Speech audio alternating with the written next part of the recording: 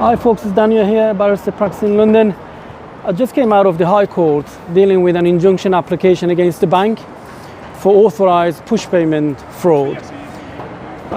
This type of fraud is in rise in the UK, and it becomes increasingly common in the UK's payment industry, to the extent that almost £1 million is being lost to this type of fraud per day. And by the way, this is not the commercial video, and I'm not trying to sell you any service or anything. This is purely for making an awareness about this type of fraud and help you not to fall victim into this type of fraud.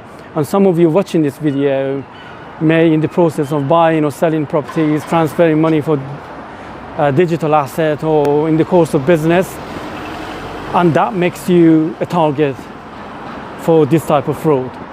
So fraudsters using AI technology, very sophisticated software like PHP mailer, to even send you a voicemail or a voice note to your WhatsApp requesting a payment, and hacking either party's email, getting access to the web mail, and modifying, rerouting the emails, and sending a payment request which looks authentic and for correct amount.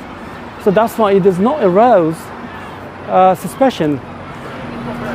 So if you haven't paid any money into the other party's account before, or if you have, but the bank details has been changed, so your default position must be suspicion. And you'll have to be careful, because there's a new law decided by the Supreme Court this year, and the Supreme Court refused to widen the scope of the bank's Queen's Care duty, which in simple terms means if the customer sends money and transfer the money which ends up in the wrong hand to the fraudsters, then it would be very difficult to bring the claim against the bank, because the customer instructed the bank to transfer that money to the third party, being a wrong person. However, there is a new legislation came to force this year, Financial Services and Market Act, which created enhanced regulatory framework and also mandatory reimbursement scheme, which to some extent protect the customers for the authorised push payment fraud, this type of fraud.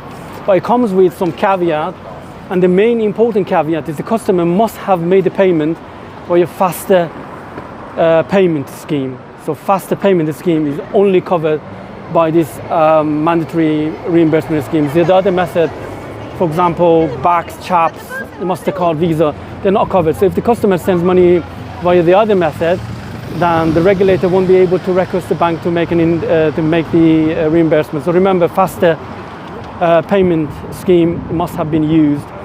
So be careful, and I hope this video helped you. Thank you, have a nice day, and bye for now. By the way, my application for injunction against the bank was successful. Thank you, bye.